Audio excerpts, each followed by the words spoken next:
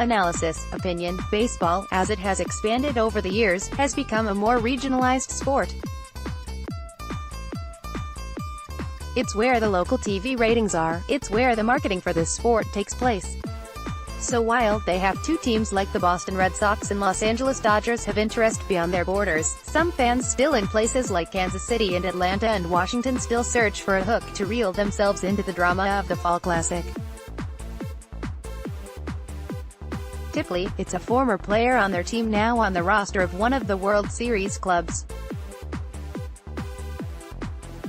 Nationals fans have choices on both sides, though hardly fan favorites. Boston catcher Sandy Leon, who was a backup catcher in Washington from 2012 to 2014, behind the plate for just 34 career Nationals games, and Los Angeles Dodgers reliever Ryan Madson, a far more familiar figure to Nationals fans, 69 appearances in 2017 and 2018, who did nobody in Washington proud by blowing up twice in fifth-inning appearances for the Dodgers, helping put his team in a 2-0 hole going back to Dodger Stadium Game 3 Friday night.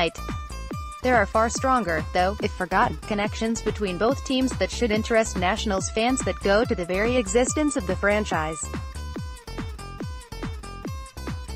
It was the Boston Red Sox who helped facilitate the return of baseball in Washington in 2005, and it was a key figure with the Los Angeles Dodgers who was instrumental in the ownership and development of the franchise in its early days following the relocation of the Montreal Expos to Washington.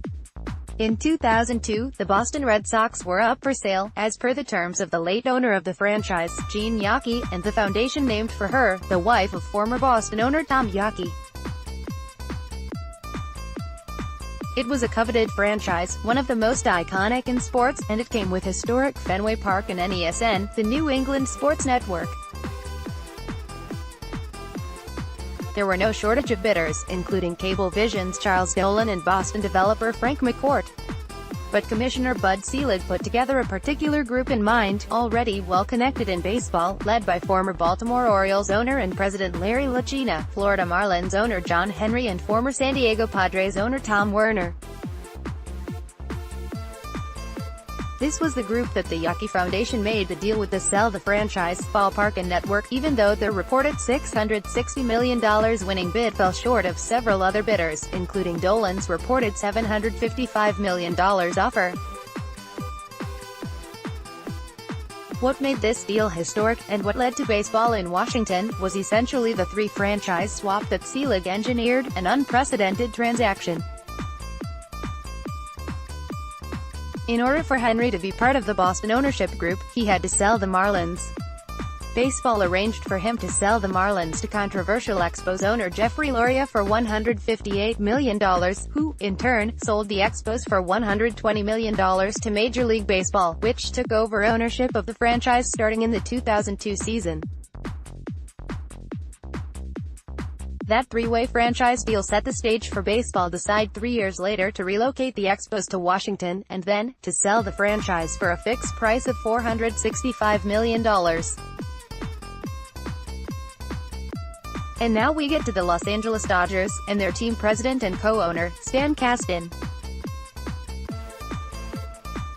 Kasten had been president of the Atlanta Braves from 1986 to 2003. He would also run the NBA Atlanta Hawks franchise and the defunct NHL Atlanta Thrashers club, all under the direction of owner Ted Turner, and had become one of the game's most respected figures. He was looking for new opportunities when he left Atlanta in 2003, and Selig had tremendous trust in Kasten and wanted him to be part of baseball in Washington. There were several competitive bids for the Nationals, the Washington Baseball Club, with Fred Malik and Jeff Zients, and former Mariners owner and radio executive Jeffrey Smulian, who had assembled a strong local minority ownership group and has the strong support of powerful Chicago White Sox owner Jerry Reinsdorf. Yet, once the Lerner family agreed to partner with Kasten, it locked them in for the winning bid. It's likely that without Kasten's presence, the Lerners are not selected as Nationals owners. Now, when Kasten got here, he found his relationship with the Lerners, who don't like outsiders, did not work, and he was unable to truly wield his power within the organization like he wanted to. But one move he made changed the direction of the organization. It was Caston who hired Mike Rizzo in 2006 as assistant general manager to Nationals general manager and franchise gravedigger Jim Bowden. He couldn't force Bowden, who had endeared himself to the Lerner family, out, but he figured it would only be a matter of time before Bowden would say something to force himself out. That happened in spring of 2009, when he was forced to resign as a result of the Smiley Gonzalez scandal. Caston put Rizzo in charge, and since then the franchise has won 4 National League East Division titles and has been a perennial winner since 2012. Caston had signed a 5-year contract to be team president, and when that ended in 2010, he couldn't wait to get out the door. He had his sights already on his return to baseball, watching the developments of the divorce proceedings between Dodgers owners and husband and wife Frank and Jamie McCourt. It forced the couple to sell the franchise, and Caston, with a group that included financier Mark Walter and basketball legend Magic Johnson, bought the Dodgers for a record $2 billion in 2012. Since then, the Dodgers have gone to the postseason 6 times, starting in 2013, with 2 straight NL pennants and World Series appearances. He's done pretty well for himself. His legacy will include his role in the early days of the return of baseball to the nation's capital. And that return may not have happened without the three-way franchise lead kicked off by the sale of the Boston Red Sox, who with 3 World Series championships on their resume and now shooting for a 4th, have done pretty well for themselves as well since that deal.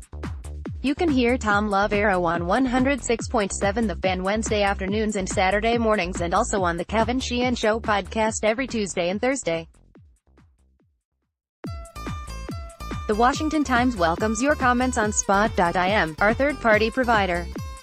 Please read our comment policy before commenting.